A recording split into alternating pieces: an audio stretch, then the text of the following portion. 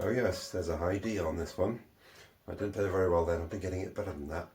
So that's the basic chromatic scale with what I would consider to be the standard fingerings, vented or not vented, E flats and Fs and F sharps rather, and so on through the scale. So now I'm going to explore a bit the notes where there are common alternatives and where on any given flute you need to find out, work out, decide which is the best one on the given flute. So on this flute, obviously low C sharp, C sharp, D, there are no alternatives, E flat, no alternatives. So the first one that we need to explore is E. Now on this flute, when it arrived and when I cleaned it and I removed quite a lot of gunk from several of the tone holes, but in particular the E hole, most of the holes are all pretty undercut, the E hole being no exception, although it's drilled at an angle down tube. And I do wonder whether some of the gunk that I removed from the holes while cleaning might not actually have been wax put in there to tune the holes, because after cleaning the E was horribly sharp in the fundamental octave, which means it's going to be even sharper in the middle one. So I have actually bushed the hole, reduced the up tube undercut and reduced the size of the hole internally somewhat, and brought it down so that the low E is now in tune with the E flat key open, which it needs to give it strength, although actually surprisingly enough it's not too bad on this flute, even unvented, so I'll show you that, and we'll come to middle E in due course. So that's it vented.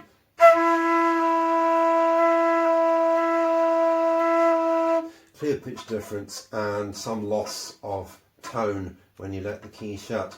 All right in passing though, it's not garishly flat, given the D's flat anyway.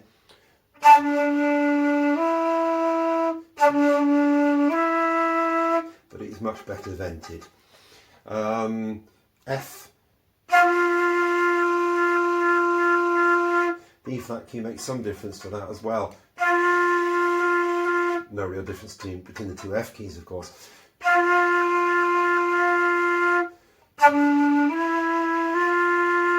I would vent the E flat key for F natural.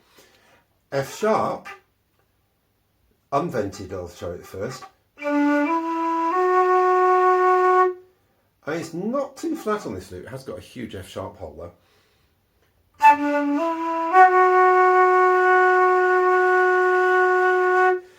But if I vent E flat key while playing F sharp, you can hear the difference. If I vent just an F key, doesn't make very much pitch difference on this flute. It normally does on English flutes, but it does affect the timbre a bit. If I do both, so this is with no keys, and then I'll go to 2 keys vented.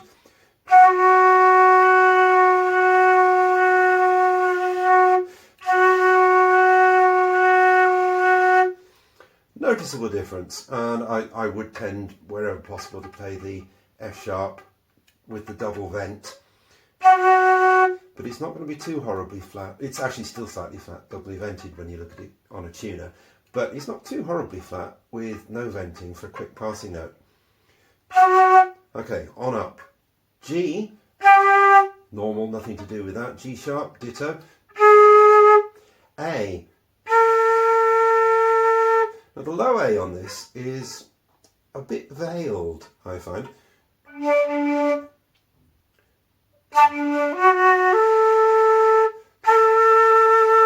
you get your armature just right, it's not bad, but there's a little bit of a tendency to be veiled. And I discovered that if you've got a sustained A, there's a fudge fingering that works rather nicely on it. If you open the G sharp key and close right 1 and 2,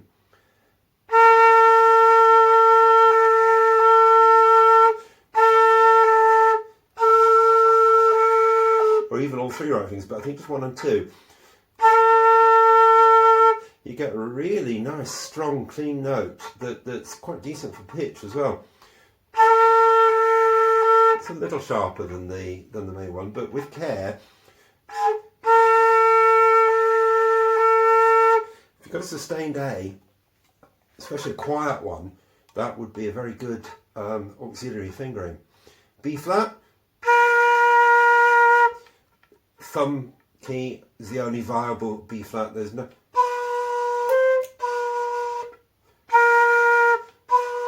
The Baroque cross fingering is way too sharp. It's just not a B flat. So the only B flat you've got is with the thumb key. B just normal. C natural, first with the key, then going through the normal selection of cross fingerings. There's the Baroque, left 2 3 1. As almost always on English flute, it's very veiled. It's not bad for pitch on this one. It's often very flat on English flutes. On this one, it's about right for pitch, but it's not a very nice sound. The standard English 19th century one, which is left middle finger, right 1 2 3, with or without the E flat key. Clearer, slightly sharper with the E flat key compared to the keyed note.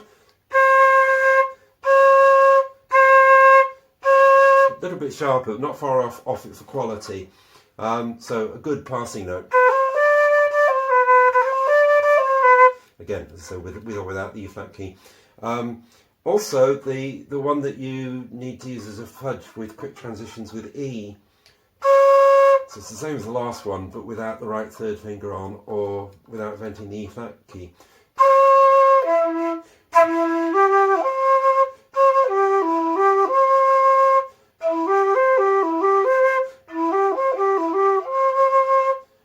Because that's too awkward. I mean, you can use that one as well, but it really isn't nice, that left 2 3 1. So that was the best other than the keyed note. C sharp, open C sharp. Oh, nearly forgot.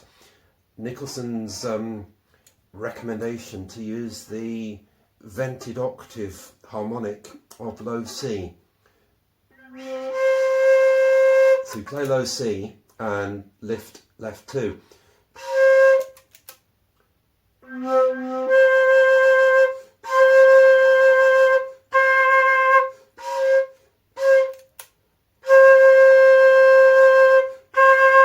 Really nice note actually on this flute. You can see why Nicholson advocated its use where it's practical. I'm licking a finger here somewhere. There we are. C sharp, open C sharp, just played plain. The E flat key actually makes a difference to it. Needs the E flat key. But it's better with the key C key vented, which is of course the standard fingering. The Baroque fingering with right 1 2 3 and the E flat key is not bad. It's actually a bit clearer, stronger than the all fingers off with no key vent. Again, the E flat key makes a difference and needs to be open. Actually quite comparable with the keyed C sharp, or again as Nicholson's preferred one, the harmonic of low C sharp. So you play low C sharp and vent left 1, the same as for a D.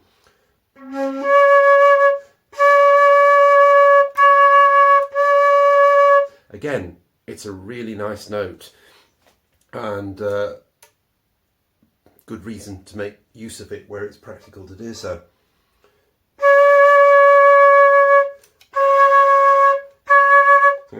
Three nice C sharps actually on this flute, top of the first octave. Okay, moving on. Middle D is normal, nothing special about that. E flat,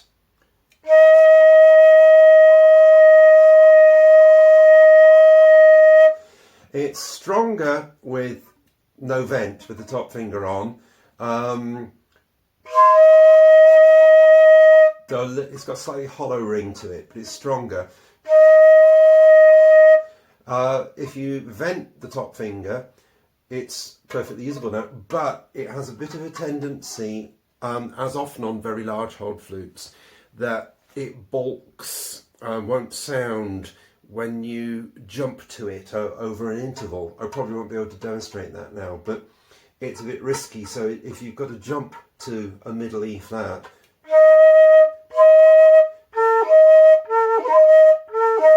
it's probably best to do it with top finger on, regardless, so as you don't get caught out. E, no E flat key vent because it is sharp with it. Does strengthen the tone, but the tone's quite good without. And if I compare it with low E, so low E vented, middle E unvented.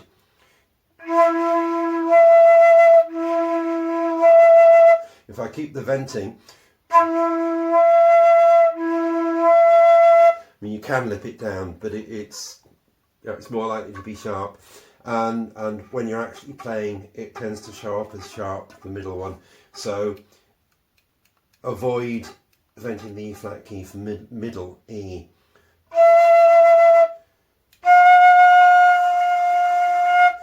F, again, probably best with the E flat key vented. F sharp with the standard double vent, F key and E flat.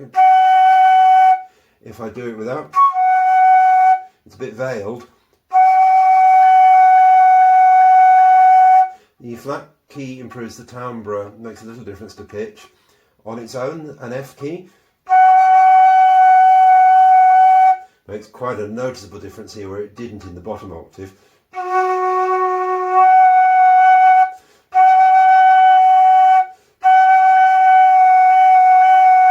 And if you vent and unvent both keys together, it makes a real difference. So again, vented F sharp, preferable. G, standard, G sharp. A, again that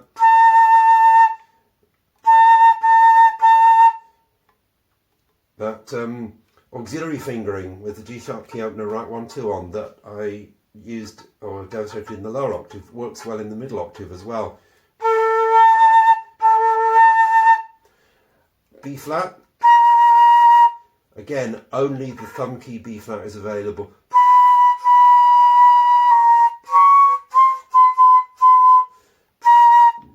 There isn't a cross-fingered B flat on this flute, which is unusual. Most, like my Riddle and Roses, you can cross-finger middle B flat as well as using the, not so much the lower one, but the middle one will cross-finger. On this flute, it just doesn't want to know. B, standard. C natural, the keyed note is good, again on most 19th century flutes, with the occasional exception it's not, but on this one it's fine.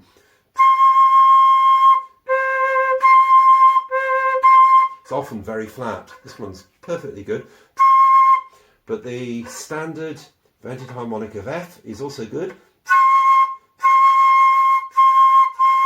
A little sharper, but perhaps a slightly nicer tone. And there are some other possibilities.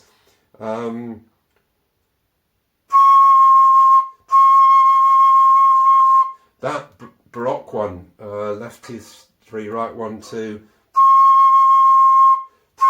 without the E flat key. It's a little bit veiled, but it's there if you wanted it for certain transitions.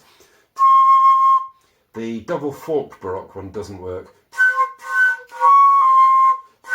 You can make it sound, but it's horrid, so it's not an option.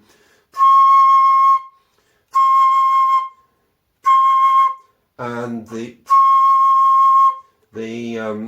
other optional one, the one that's best in the lower octave, which is the standard English one for the lower octave, is not good here.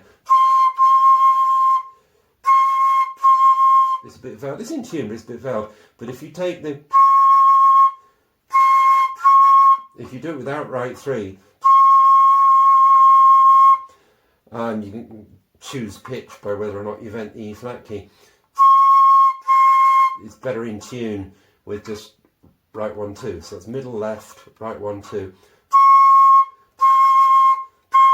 So whole plethora of choices for C natural at the top of the second octave.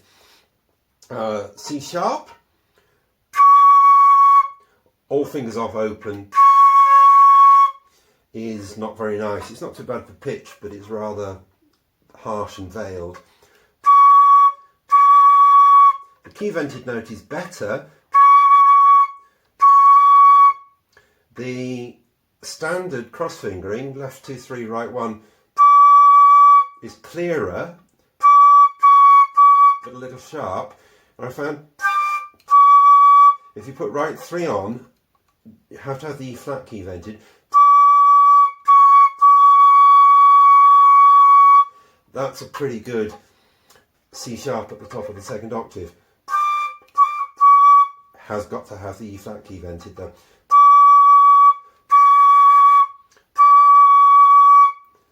Just a little bit flatter than the standard one.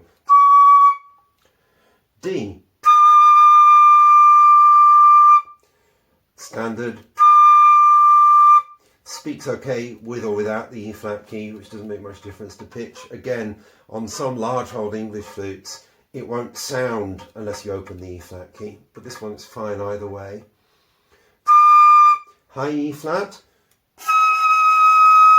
just the standard fingering.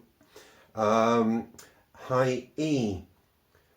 Now, I found an unorthodox fingering, which I've never really found in any fingering charts, to be the best one for high E, the most in tune one, and also with good timbre, which is you play the high E flat and you simply take left 3 off.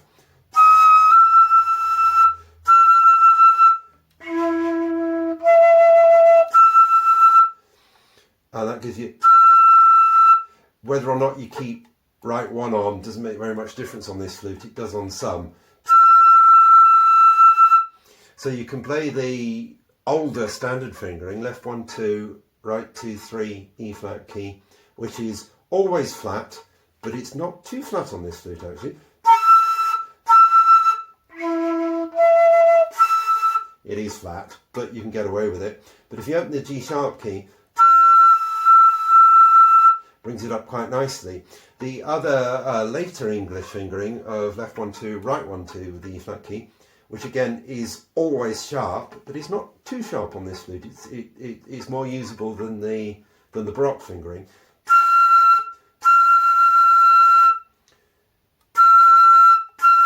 So it's only a little bit sharper than the G sharp vented one.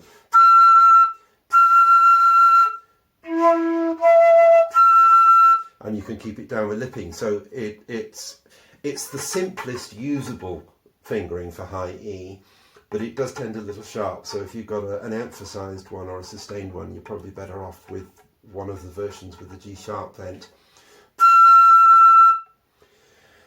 F natural, standard fingering, left 1 2, B flat, right 1 2, F, and an E flat key, which does make a difference. It's got to be open. Doesn't matter which F key, of course. F sharp, the standard fingering is good. That's left 1 2 3 with the B flat open, right 1 3 fork, no E flat key.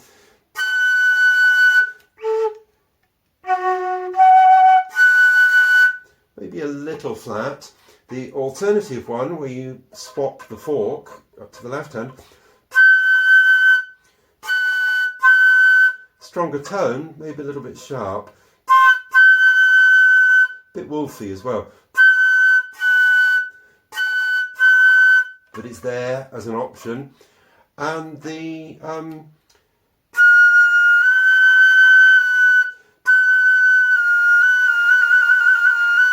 the one that's the trill with F natural fingering is quite good. So that's left 1, right 1, 2, F key, E flat key.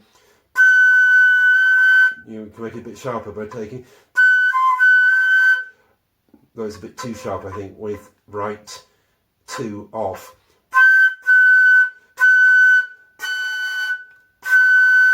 So that's a very good option on this flute. It's a bit variable from flute to flute, doesn't work well on some, but it's a good one on this one.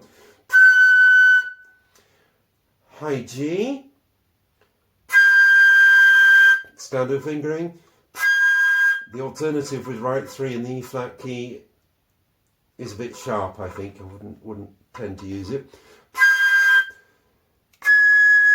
G sharp, the standard one, left 3, right 3, E flat key doesn't make much difference on this flute. A little bit of timbre, not much of pitch.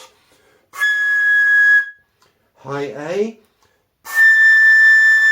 So the standard English fingering of left 2, 3, right 1, 2 in the G sharp key is good.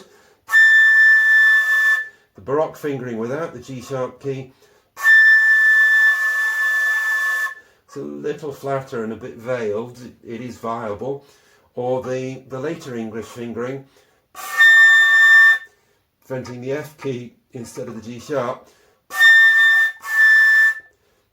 It's there, but it's a bit sharp and not as nice a tone, so you can probably rule that one out on this flute.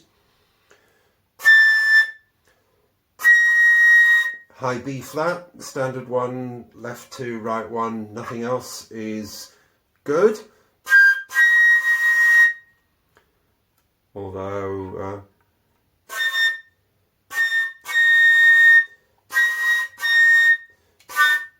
yeah, if you wanted it slightly flatter and it's got a stronger tone, you can left 2, right 1, 2 and the F key.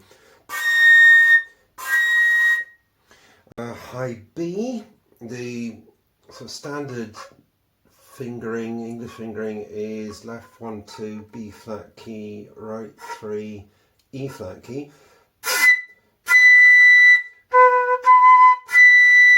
It's a little bit flat. I find left 1, right 3, E flat key is quite good. You can just overblow the ordinary B fingering.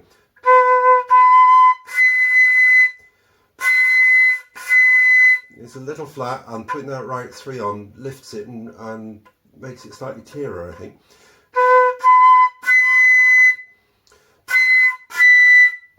And so that one's definitely a bit flat on this flute, the standard one with the thumb key. So that's high B. High C,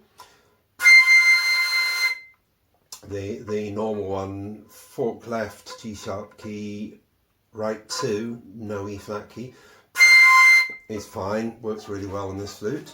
That high C sharp, which is as Rick Wilson commented about it once, it's an attempt to make the high C into a C sharp by opening everything going. So it's left 1, C key, B flat key, left 3, G sharp key, right 2, F key.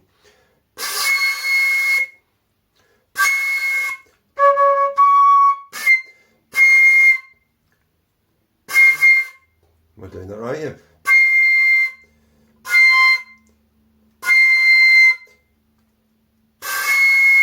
No, that's right, I wasn't.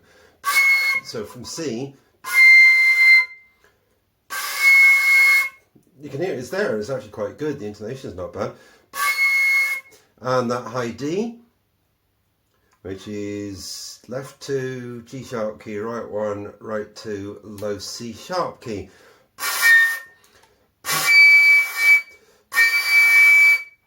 Again, that comes out quite well on this flute. I'm not going to try and go higher than that. So that's a survey of the more common choices that one has to make with alternative fingerings for notes and finding out which is best on the flute. Just a word about the alignment, play setup, because you've got this outward rotated right hand. So if you hold it normally with the left hand with the main tone holes pointing straight up perpendicularly, the right hand holes are about an eighth of a turn. They're pointing at if this is a clock and this is 12 o'clock, from camera's point of view, this is going to be he said, yeah, it's going to be about 2 o'clock. It's going to be about 2 o'clock. From my point of view here, it's about 10 o'clock. So if you plan to hold the flute with the left hand holes pointing straight up as normal, your right hand is rotated away. Now that's going to affect how you need to set up the foot keys. And I find, at least for my hand, the length of my little finger, I've got the outer side of the low C key here. It's running not quite up the spine line of the tone holes.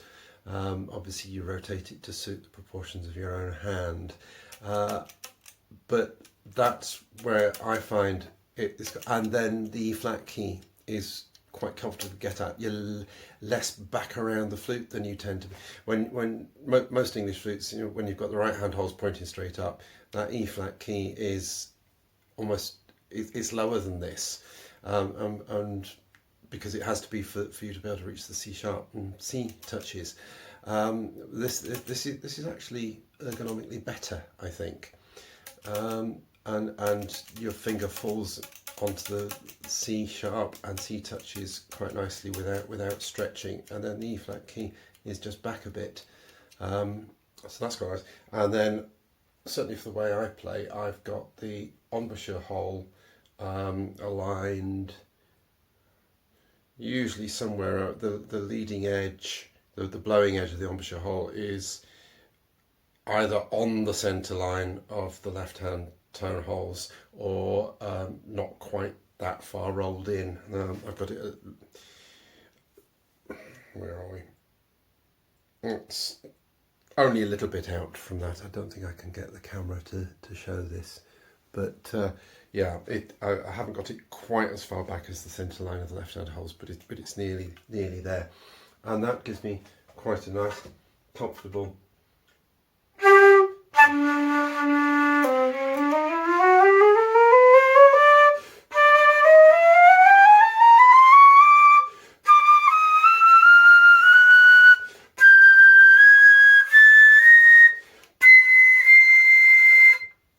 playing posture.